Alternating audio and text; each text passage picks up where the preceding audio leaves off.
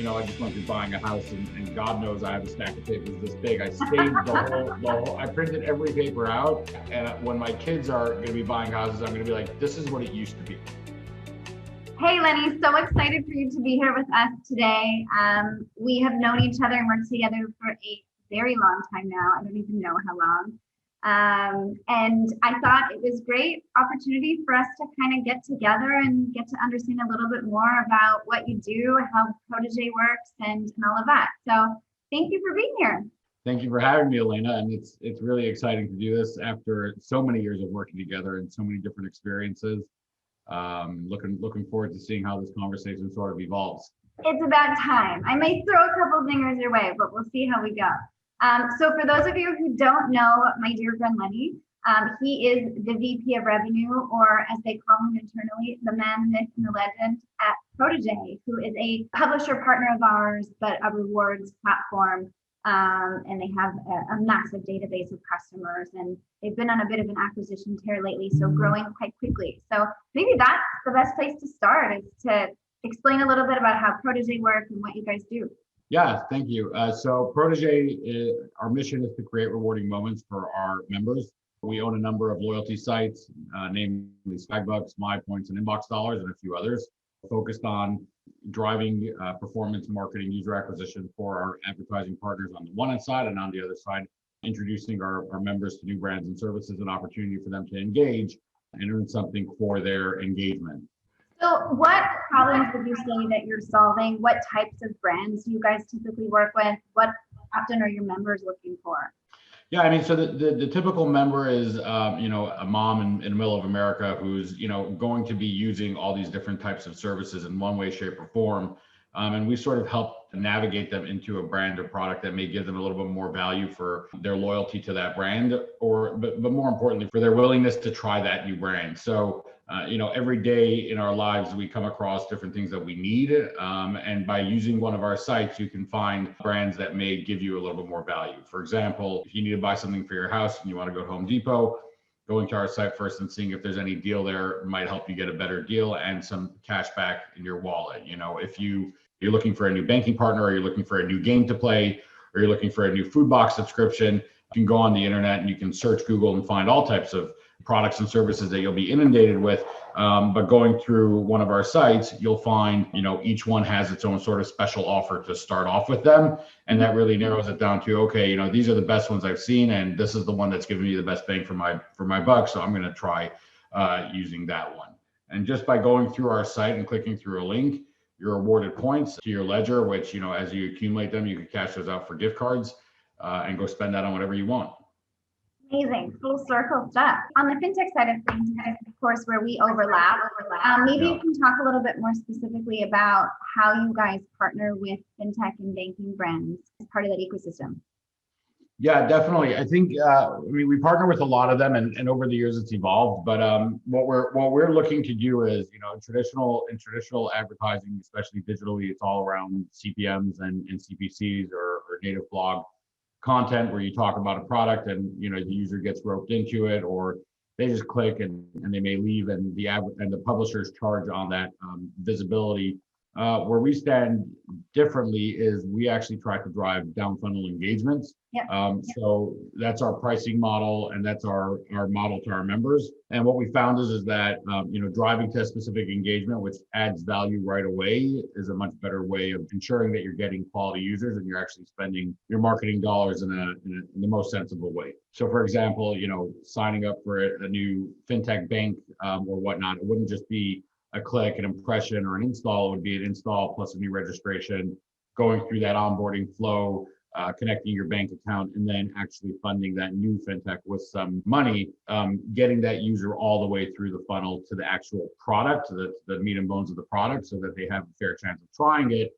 And once they get to that point, then we award them for the effort and time and investment they put into testing out this new brand.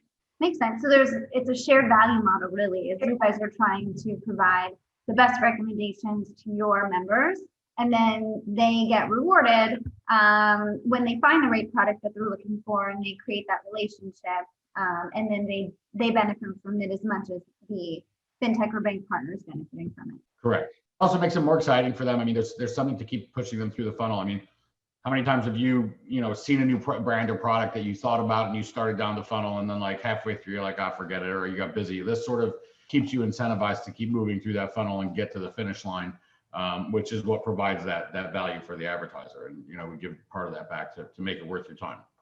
What are some of the tactics that you guys use in engaging these members? Obviously, they're logging into their portal and they have access to all these great products and rewards programs. What else do you guys do, and how has it evolved? Email is sort of been tried and true for the years, and always being able to email our users with nice fancy one-to-one offers. But I would say that we've evolved into push notification now, especially you talking about mobile apps that a lot of these fintechs are leveraging. So driving to users a push notification on a Saturday afternoon. They're sitting at on their couch watching TV, and they're exposed to an offer like this. It usually works pretty well. So that's where continuing to evolving that type of marketing. I think one of the coolest ones I want to talk about is the Swagbucks Live trivia game, which has been a whole new way of doing things. I know about that. Yeah, and that's we don't really have much in Canada on that front, but Canadians can play the game.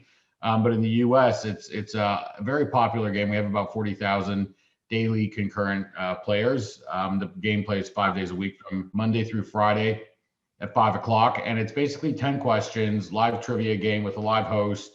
You get some bonus SBs for answering specific questions right. There's opportunity to rebuy, and it's a whole fun game. But between question 9 and 10, we actually have the live host promote a specific product. And we see incredible engagement from those, because a lot of what we're doing is sort of advertising, and it's on the member to sort of read through the program and see the terms and conditions and whatnot. And they may not get the value, whereas someone live promoting it, you have a captivated audience's attention right then and there, and they keep it nice and short and fun, but they're able to deliver sort of that message verbally and through video. So that's sort of an evolution of what we're doing. We are working on some new product right now also to continue to evolve.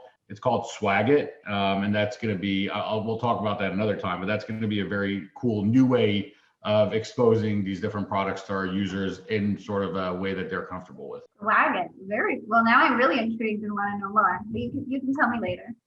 Can you share any particular success stories, or maybe some tips for fintechs or brands that are kind of looking to get into the acquisition space and want to partner with someone like Prodege? So what are the things that you guys look for, and any wins that you've seen that people can learn from?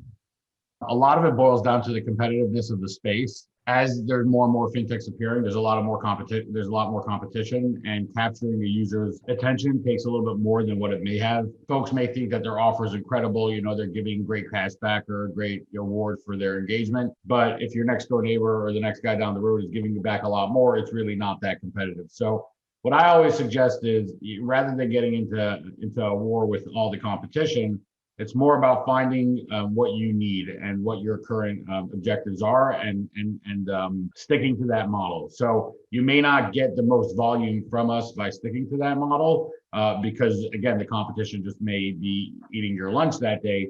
But save your dollars for when you actually need them for something special or a new objective that you got, that the advertiser may be working on. And that's when you can sort of shine. So, what we bring to the table is really volume of interested users that you can turn on demand. So, we could be running a campaign at, 10 conversions a month for 2 years straight. And then the next 1 month out of the blue, just take that up to 6,000 new users pretty quickly. What are the levers and pulleys that you can do if you want? Let's say you had to hit a target and you were looking at bringing on a certain number of users. It's generally about the cost per engagement that you're going to charge. So, it's all about how much you're going to give to the user, to how much you're going to award the user for the engagement, and how hard that engagement becomes. So think about it this way, right? If your campaign is around users depositing $500, you're probably going to have a much lower volume campaign than if you have, depositing $5. That gap changes it. Even if the award for the 500 is that much more, it's just a lot easier for users to say, I can try this out for $5. So, moving that from 500 down to 25 or 50, and making sure that the award aligns with that generally can change the whole dynamic of the campaign very quickly. But I mean, I think from our platform, really what matters is the award, but more so the actual engagement and what we're looking for them to do. And that harder that becomes, the larger the barrier to entry for the user, the more difficult it's going to be for us to drive that type of volume. So I think it's finding the fine line between making the barrier to entry enough so that a user actually has gone through the effort and understands that this is not sort of a free product, but not too much where you sort of kibosh your volume, and enough also that you're hitting your objectives, but not too much that you're trying to sort of get everything that you can on day one. That 100-year-long customer that everyone's dreaming for, you can't narrow them all down because you never know. So you have to sort of find that balance. Maybe taking it a little bit more high level, any trends or things that you're identifying, anything interesting, maybe some cool products that you're finding customers are extra interested in these days, forward looking for this year, and then retrospectively for the last year, how it's different? Yeah, I actually really like that question, because I think that one of the coolest parts of my job is sort of being able to see the trends happen in real time and watching the shifts of technologies and the disruptors, as they come onto the market, as they sort of, try to gain that market share, and then sort of as they sort of evolve into more mature brands and companies like that. So, I like to go back to like 2016, 17, 18, when like the subscription boxes just exploded, and that was all the rage. And I mean, they're turning more into that mature type of company now. And then I think in 2018, 19, 20, really the fintechs started becoming a thing. I think like Stash sort of started back then. It started becoming popular, and we started hearing about them a little bit more. And so I think that the fintech banking side of things is sort of, still popping, but that's not a new product necessarily. That's like users have been exposed to. There's so many options right now to choose from: Aspirations, Chime, Stash, and a bunch of others that I can't name. But I think that the two newer things that I'm seeing are the sort of fintechs for credit cards, and these fintechs trying to tackle the credit card space where they can give credit cards to underbanked. So you're not just left with your one $300 Capital One card per se and locked out of the credit market, but they're trying to find ways to sort of give credit out to the lower end consumers. And we've started to see some new brands coming up onto there. But I think the most interesting product in the financial space to be looking at now is the buy now, pay later, which seems to really be still in early phases, but starting to gain some traction. And in talking with a lot of these companies, there's sort of this feeling that the younger millennial generation, or I don't know which generation, ZX. We're getting old, Lenny. I know.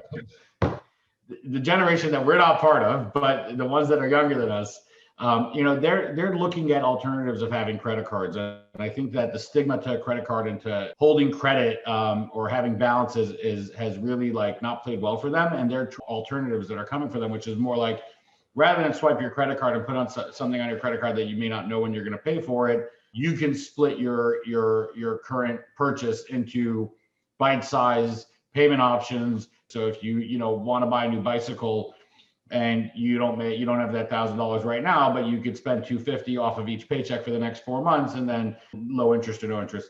So I think it's going to be interesting to sort of see how that industry pans out, and where sort of things land. There's different models of how to do it now. There's with interest, without interest. There's leveraging your credit card, tapping into your bank account, doing 12 months, four pays. It's a big wild mix, and I think it's all being sorted out right now. But that's what I'm most excited about, is to sort of see how that all pans out, and how sort of the shopping experience for the younger generations, the mobile generations, all sort of play into that. 100%. I think it's almost even a micro example of just the overall industry evolution. It's gotten a lot more micro focused, and it's less about finding the products that are the means to the end, but more actually directly addressing what the pain points are of the end consumer, getting access to your paycheck a couple of days earlier. And technology before this just wasn't accessible enough to facilitate. But now with the level of technology, you can have the buy now, pay later models, and the access to your paycheck sooner, and the interest and deferrals, and finding solutions that actually match what end consumers' needs are, which ultimately the end objective of these products is to create a healthier financial ecosystem and that people are smarter about their money and can do more with it. Yeah, I think you said it right. That technology piece is really what makes the difference, and that technology continues to evolve. And I think what's also interesting is all the consumer privacy and data is going to sort of conflict a little bit with that buy now, pay later, because the technologies they're leveraging to, just run your phone number and get enough credit on you to be able to decide, can they extend this credit to you? There's elements of scariness to it, and there's elements of amazing, like, why should I have to run my social security in order to get a $300 loan? Yeah. So there's a yin and a yang there. That's why I think that the technology is helping. And I think that we're going to see this technology disrupt and help in a lot of other, pain points that our parents had or that we had. I just went through buying a house, and God knows I have a stack of papers this big. I saved the whole, I printed every paper out, and I saved the whole stack. And when my kids are going to be buying houses, I'm going to be like, this is what it used to be. Because I know in 30 years from now, you're not gonna have to do that sort of level of in-depth, financial heart surgery, to get a house, because the technology will have been enough to sort of make it a lot easier. So I think it's a very good point, and we're still at the beginning days of all this. I think even in the next year, we'll be having a very different conversation about what the latest trends are. Yeah. Lenny, this has been amazing. Thank you so much. Appreciate you sharing your insights, and we definitely have to do this more often. Absolutely, Alana. Thank you for having me, and always happy to chat. It's always fun. Even on all the informal ones that nobody knows about, and those hours on end that we schmooze. When you're stuck in traffic in LA, yeah, they're all getting a window of us like looking all perfect and everything. Not quite. Anyway, always a pleasure. Thank you so much.